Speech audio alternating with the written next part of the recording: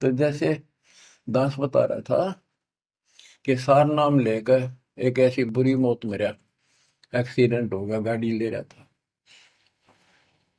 अब मैं देखता हूँ जैसे ये बकवाद करी है 11/7 को, ये सार नाम प्राप्त न करी है, ये बकवास उसने की है।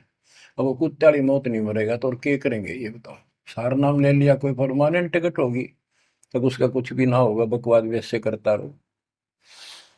हिमाचल प्रदेश का मुझे पता चला, बहुत विरोध करते थे इसी मैनेजमेंट के बारे में, बकवास करते थे, उनके फोटो तक मुझे प्राप्त हुए। 1 महीने के बाद उनको बुलाया गया कुरुक्षेत्र आश्रम में, भाई समझाओ।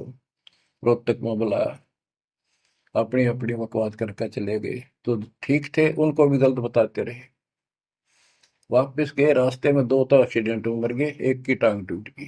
दो बकवाद कर रहे थे, सार नाम भी ले रहे थे और सतनाम भी ले रहे थे, खाक है वो सतनाम और सार नाम। और शिष्य भी गुरु जी के थे, बाढ़ में जाओ इसे शस और ऐसे कोऑर्डिनेटर, तो अपनी बकवास करके कर्म बना लो, बकवास छोड़ दो। ये बार बार कहने की बात नहीं है। तो मुश्किल से मानो शरीर मिला, इसमें तुम वो चौधर में खो दियो और नष्ट करके चले जाइए इस जीवन को। जो आदेश दास का हो भगत, तो वो है कूदता हूँ गुरुदेव का। रामपाल दास का नाम, गले प्रेम की जेवड़ी, जहाँ खेचो वहाँ जाऊं मैं। तो करो तो बाहू, वापस आ जाऊं तो दूर दूर करो तो जाऊं, जो रखो तो हीरो, जो देव सो खाऊं।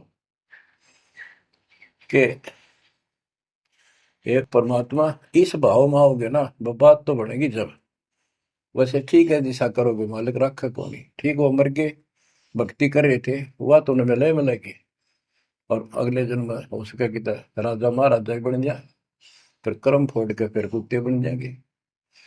तो ऐसे अधीन होना पड़ेगा आपको, जो निर्देश मिले भैया सेवा छोड़ दे, तुरंत त्याग दे, हाथ जोड़ के खुश होकर, मुंह बढ़ावा नहीं कि तो देखा है कोऑर्डिनेटर हटा दिया, मैं इतने दिन से सेवा कर रहा था, मैं ये कर रहा था, है वैसे उन दिनों में किया मैंने, जो दुख के दिन थे आज में हटा दिया। तो के राजा था तो के मंत्री लाग रहा था, भले आदमी, सेवा थी, मजदूरी थी, मालिक ने दी, मालिक ने ले ली। खुश होना चाहिए हाथ जोड़ के, भाई फेर दियो चांस गुरु जी ने कहियो, फिर मौका दे, कोई गलती हो तो सुधारूंगा सुधारूंगी। ये तो है साधु के लक्षण। और बकवाद करके मुंह चढ़ाकर बैठे, के किसका के बिगाड़ेगा, कल मरेगा कुत्ते वाली मौत से, रहसे की सीट के मारेगा काल। बच्चों,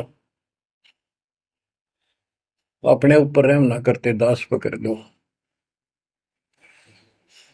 मेरा संघर्ष देखो, 27-28 साल हो गए दास में, 1994 से आज तक हिसाब ला लो। और इसलिए कि आप घोर नरक में पड़े हो, इसको सुख मानने बैठे हो। और ये सुख है कितने समय का, पता है आपको? या सांस बेरा ना, इस सांस का आवण हो ना हो, ऐसे गंदे लोग में माचे माचे करो हो, अहंकार में सड़ रहे हो। यू काल अफारा भर अफारा कर रखा काल ने, तो हवा भर रखी है, फिर एकदम पलट देगा टायर सा तुम्हारा।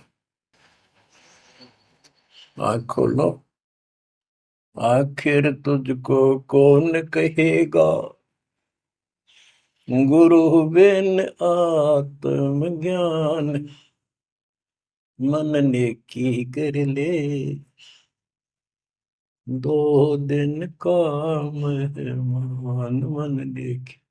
ये कबीर साहब रो रो कर गाया करते, खड़े होके तो चौराहों पर, आंखों में आंसू होती थी उनके।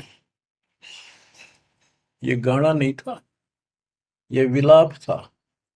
विलाप दास गाता नहीं, आत्मा से रोता है, ऊपर से गा रहा।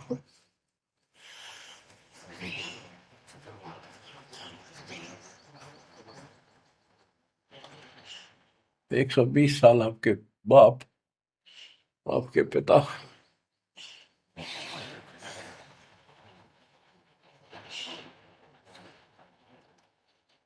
एक झोपड़ी में रहे, गर्मी सर्दी बारिश हो रही, हमारे लिए पड़े रहे, क्योंकि वो आते हमारे को सद्बुद्धि देने के लिए, पर हमारे ऊपर काल का प्रभाव जबरदस्त है। उस काल के प्रेशर को इस आत्मा के ज्ञानता को हटाने के लिए ये सत्संग माध्यम है। भक्ति खूब कर ली, मर्यादा भंग होती रही तो खाक भक्ति साथ पंचर हो रहा है, हवा भरे जाओ उधर से फुर फुर होती रहेगी। पहले मर्यादित हो जाओ, पंचर ला लो सारे, और फिर अपनी थोड़ी हवा आराम से भरो और देखना सारा काम ठीक हो जाएगा। बच्चों, आखिर तुझको कौन कहेगा गुरु बिना तो ज्ञान।